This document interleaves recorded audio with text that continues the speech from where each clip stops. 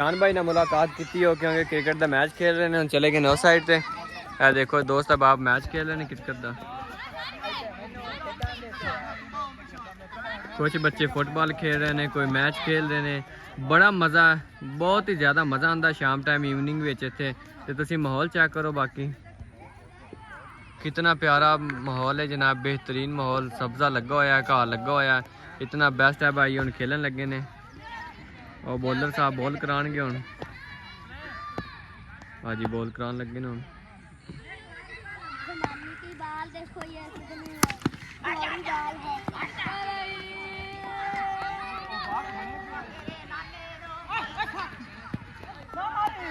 ये देखो जी, 2 स्कोर हो गए ने ते चक्का नहीं लगा। कोई गल नहीं, हुण दोबारा ट्राई करते ने।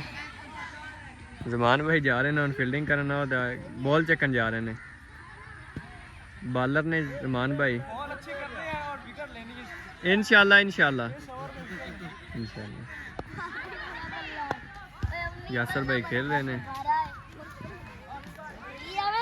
जाके भाई नु कहने छक्का मारना। ऐस बाल ते छक्का होवे, छक्का। ये देखो छक्का हो गया,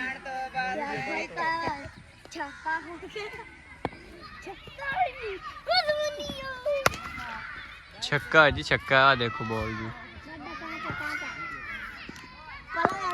छक्का हो गया जी। 6 स्कोर। बहुत अच्छे भाई ने, बहुत अच्छे प्लेयर ने, बहुत अच्छा खेलते हैं। आप उन्होंने क्या छक्का मारना तो उन्होंने छक्का ही मारिया। तो ठीक है, बाकी तुम विजिट कराना मैं वापसी का। घर चलते हैं, काफ़ी टाइम हो गया। मेरा पेपर ने तो जाके तैयारी भी करनी पेपरों की।